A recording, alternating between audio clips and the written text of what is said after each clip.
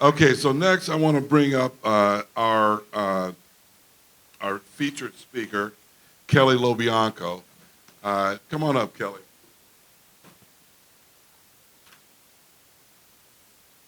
I'm going to depart just a little bit from our there we go. I'm going to depart just a little bit from my script. Kelly and I worked together, another person that worked together with me on the California Jobs First initiative for the last 3 years.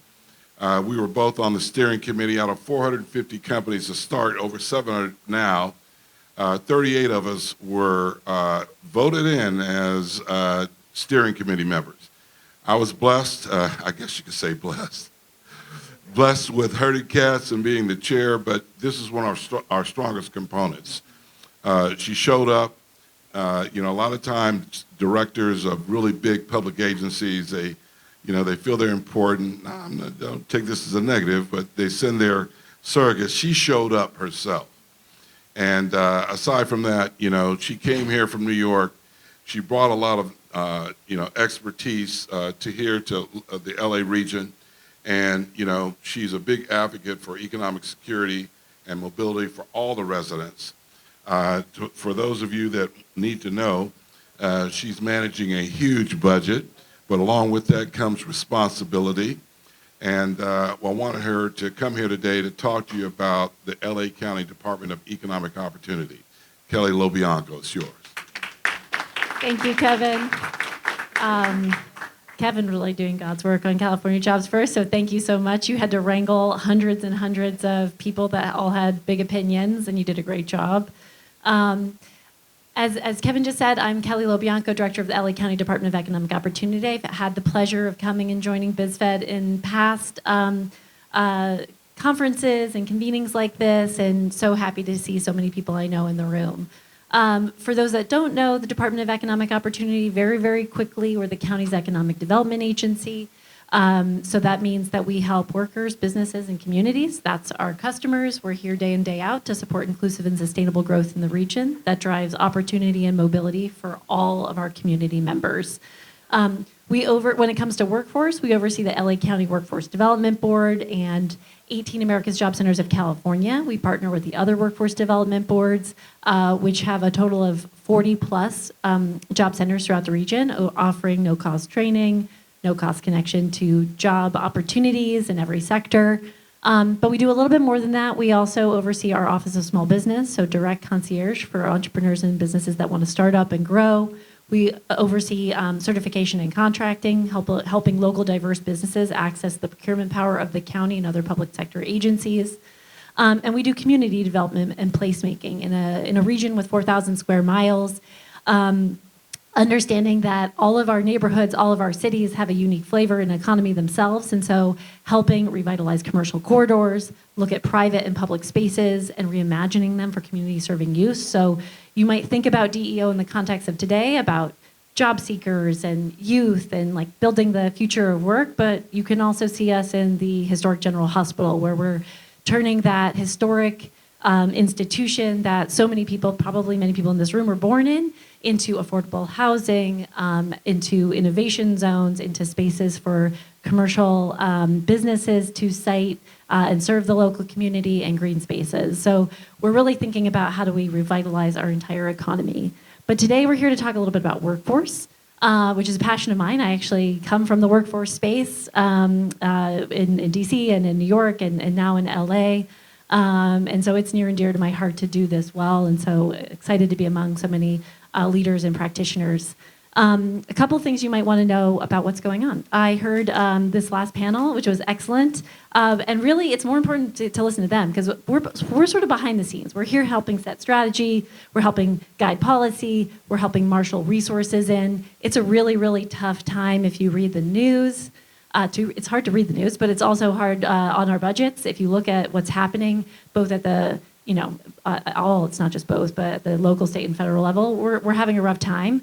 But I see our role as making sure that we have sufficient resources for the workforce development ecosystem to continue to support our community members and our workers now and for all time.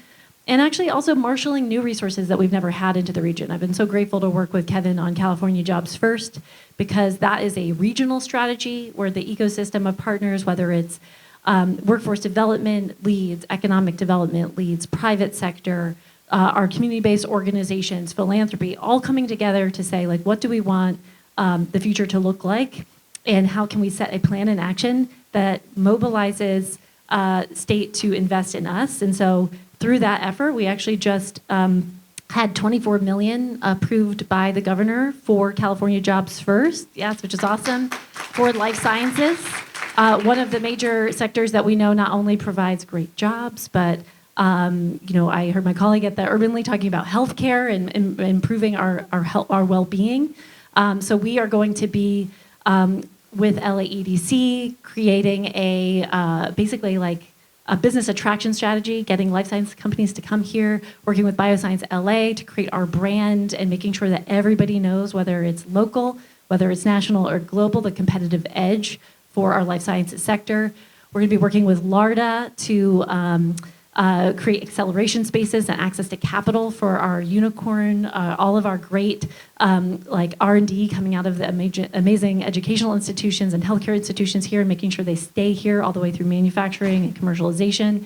And the Department of Economic Opportunity is going to be building graduation space. So if you're a small business in an incubator, and you might only have 1 or 2 people and you're an entrepreneur, we want you to stay here and grow here and create spaces for you to have wet lab and other commercialization space. So those are some of the things that we're doing if you join California Jobs First and are starting to think about systems change with us.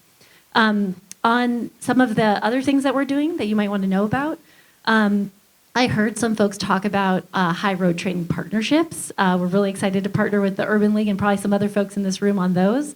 These are worker-centered, industry-informed training models that lead to not only quality jobs today, but job equity, job quality, and climate resilience over time. Through the county's Care First community investment and leveraging some of our American Rescue plans, we've invested over $30 million in high road training partnerships. And just this summer, we launched 19 with just incredible organizations across sectors, across partners, and they're doing things like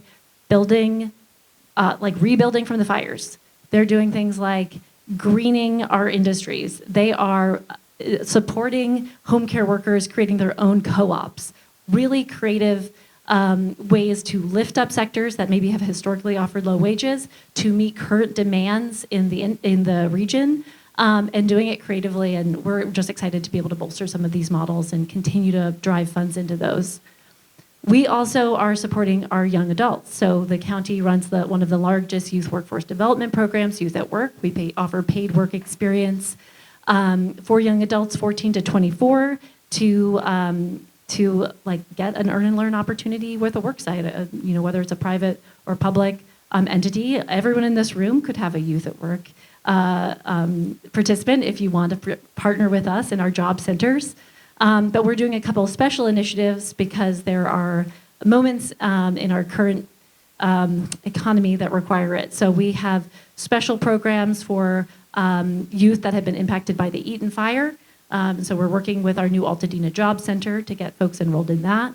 We are working with the Child Welfare Agency of the county. So there are foster youth who are currently on a guaranteed income program, and we're working with them to get access to paid work experience as well.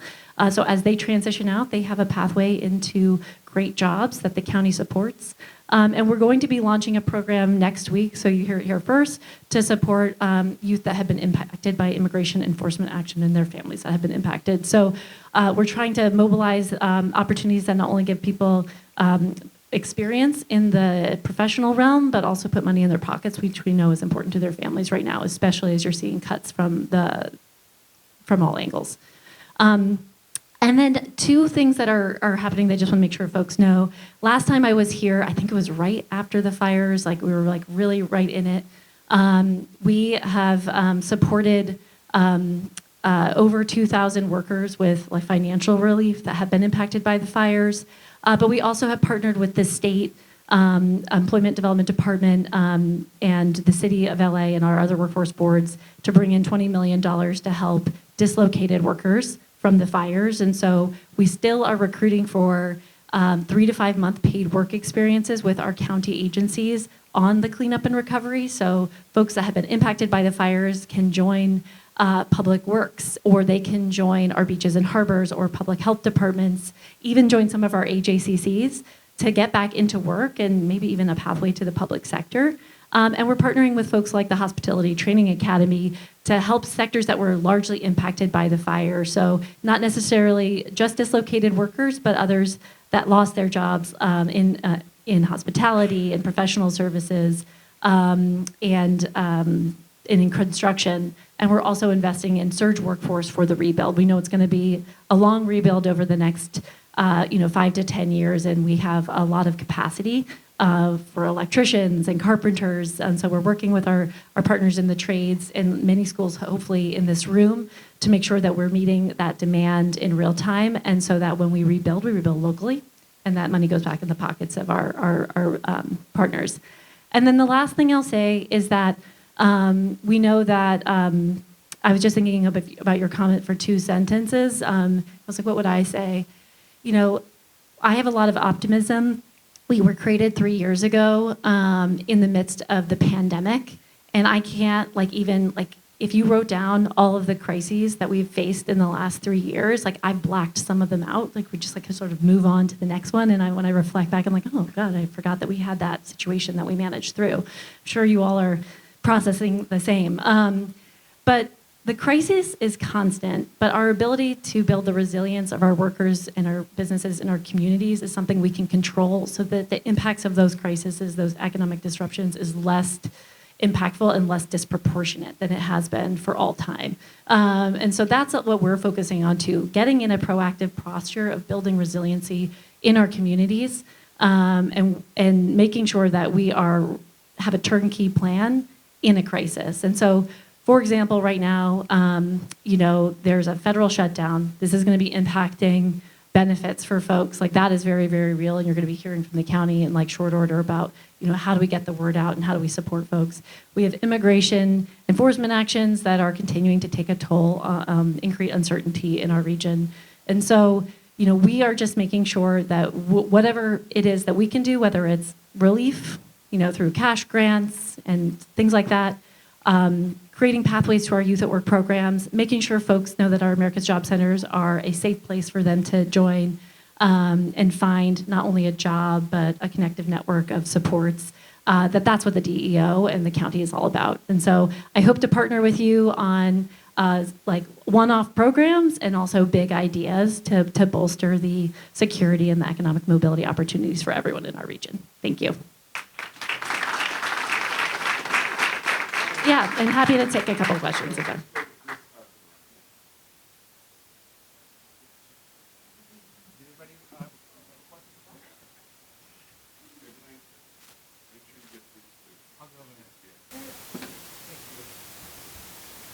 Hi, Kelly. I'm Lydia. I'm with UCLA Extension. And when we were listening to the panel, we also had the president of the Antelope Valley and these non-traditional learners and this idea of big ideas and how do we really leverage these certificate programs with you, I think is a big question because we have the internships and the work, but then we also have the skills and the certifications, and just really understanding how we can work together to make that happen would be great.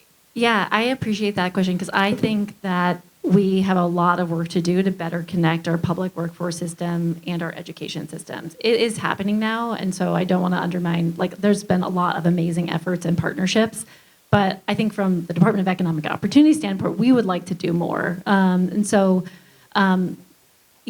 for our job centers and some of the training dollars we've had in the past, traditionally, it's been through, and anyone who's very familiar with Workforce Investment Opportunity Act and whatnot, you go to a job center and you can get a voucher, training programs on the eligible training provider list, and you can go get that no-cost training. And you can then access other supportive services from our job centers. Our community colleges and other educational institutions there's a lot of barriers to getting on that list. And also it doesn't allow you to think about like larger scale systems change kind of partnership. It's more about customer choice and universal access. All good, and we want to make sure that that pathway is still available. But I think through the high road training partnerships, that's like one way we've seen like educational partners come more formally into the role and be able to be us to like leverage and braid funding more significantly. But I think there are others as well. And so, look forward to talking to you and thinking about how we can, unpack some of the ways that we've thought we've had to deliver education and training services through the public workforce system.